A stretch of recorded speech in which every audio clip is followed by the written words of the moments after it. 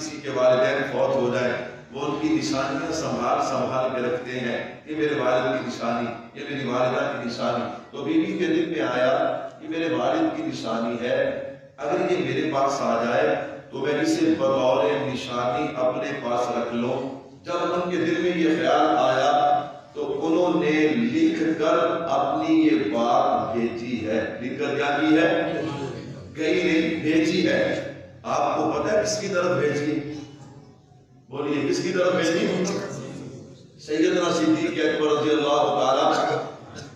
اب یہاں پہ نظریہ سمجھیے، عقیدہ سمجھیے گا. میں نے کہا اللہ چاہے اللہ نہ کرے دو بندے آپس میں لڑ پڑے، ان کا جھگڑا ہو جائے.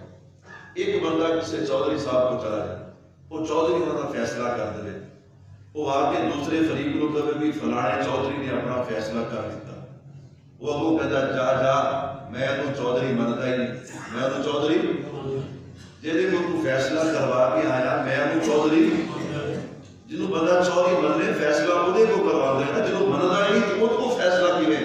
میں نے کہا سنو، اگر بی بی فاطمہ نے حضور کے بعد ابو بکر کو پہلا خلیفہ نہیں مانا تو پھر لکھ کر کیوں بھیجا؟ جب پہلا خلیفہ مانا تو لکھ کر بھیجا. بی بی نے بتا دیا میں تو مانتی ہوں، جس نے نہیں ماننا وہ نہ مانے. میرا تو اعلان ہے کہ میرے والد کے بعد میرے والد کا جو جانشین ہے اسے ابو بکر صدیق کہا جاتا ہے رضی اللہ تعالیٰ.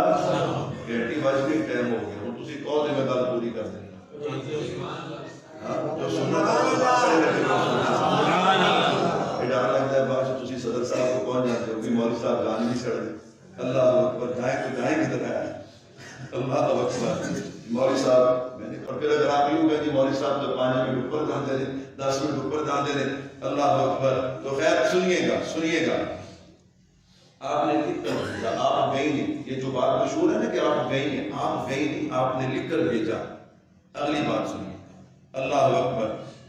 مطالبہ ایک نہیں تھا، مطالبے 2 تھے. مطالبے کتنے تھے؟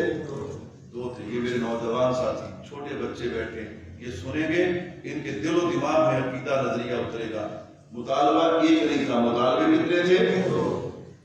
آپ کسی جگہ پہ جائیں، ہمارا دیہاتی ماحول ہے، پرے پنچایت کا، وہاں پہ کوئی بندہ جائے، باتیں 2 ہو اور وہ ایک چھپا لے ایک بتائے.